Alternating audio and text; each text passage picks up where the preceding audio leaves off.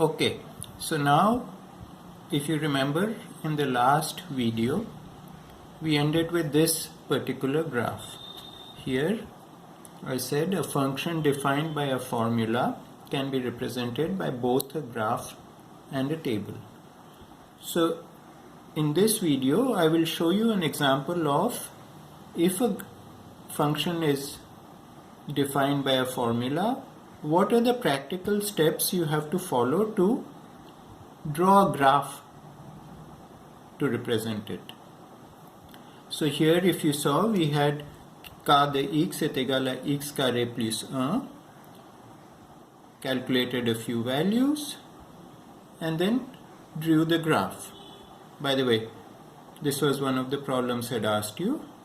Two of you got it wrong because you couldn't square a negative number.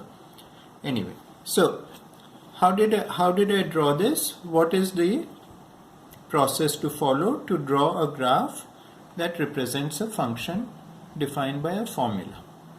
Okay, by the way, this is going to be a very short video, and at the end of the video I will give you two functions defined by formulas, and you have to draw the graph for each one of them. That will be an assignment that will be graded, and I will grade you both on the neatness of your drawing as well as the accuracy or the correctness of the curve. Now you see here, in this case I went from -4 to +4, correct? And even then here I am using one each square in my squared notebook for one number, 1, 2, 3, 4 squares. Here on the other hand, because I have to go to larger values like 17 for 4, I am using 2, 4, 6, 8, 10. So each square represents two units, 2, 4, 6, 8. And even then, as I told you in the last video, I didn't draw it low enough, because when you go to 4, the number for 4 you see in this table is 17, and the number for -4, the output for -4 is also 17. I should have drawn it, so this is 12, 14, 16, 18, somewhere there. So I should have drawn it a little lower, or I should have compressed these numbers even more. Instead of saying 2, 4, 6, 8, 10, I should have done it as 4, 8, 12, 16, in which case the graph would look different slightly. It would look more compressed this way, but it would be correct. Okay, so I will now turn the page where I have worked one of these things out. So we take a very simple function, f de x est égal à 50x. So represent this function by a graph for x is equal to -5 to +5. So what I am doing here is I am giving you that I want to see this graph for all values of x going from -5 to +5. So on the x-axis we will have, here you can see on the x-axis I have got -5 to +5. And you see here, because I have got a lot of space, I have used 2 squares for each number. 1, 2, 3, 4, 5. Each one of these is 2 squares. Correct? So before we draw the vertical axis and put numbers on it, we should draw a table and calculate a few values. So what I did was I calculated the values of f de x for -5, -4, -3, -2, -1, 0, 1, 2, 3, 4, 5. And the numbers are, because they are just multiplied by 50, -250, -200, 150, 100, -100, -50, 0, of course, because when x is 0, f de x is also 0, 50 into 0 is 0, and when x is 5, f de x is 250. So now I had to divide my vertical space into something going from minus 250 to plus 250. So here I took each two squares as 50 units. So 50, 100, 150, 200, 250.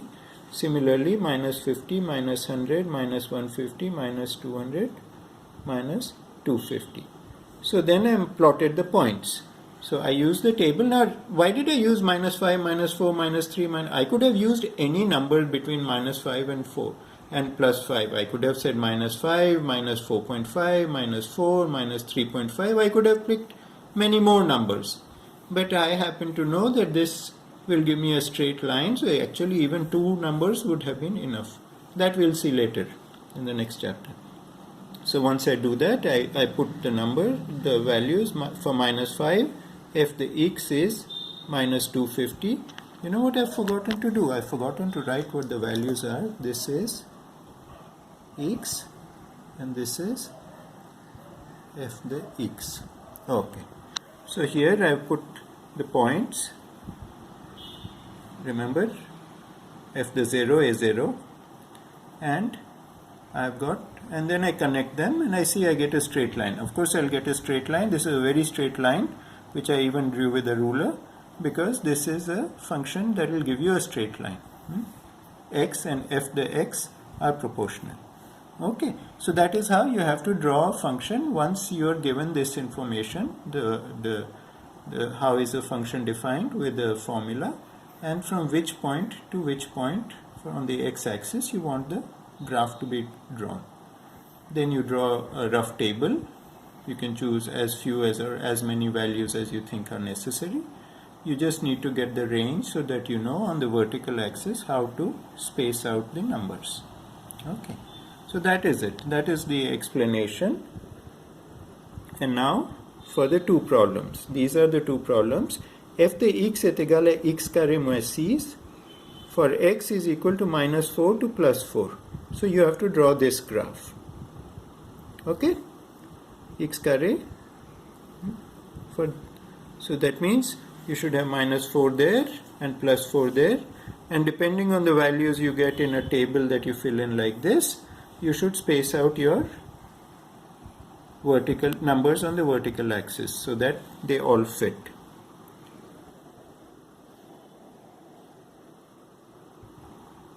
I have to get it to focus a little. Just hang on. And there we go. And the last one is f de x est égal à x cube moins x carré plus 3 for x going from minus 2 to plus 2. Again, I forgot to write down here. To plus 2. Okay, that's it. So you can draw this on plain paper, you can draw it on squared paper like this. If you have graph paper, you can draw it on graph paper, whichever way you like. Please use scale and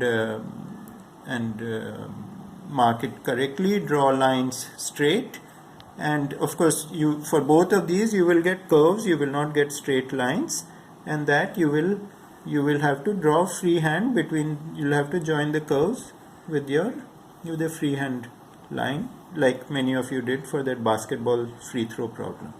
Okay, so this problem will be, this work will be graded, and we will on neatness as well as on correctness.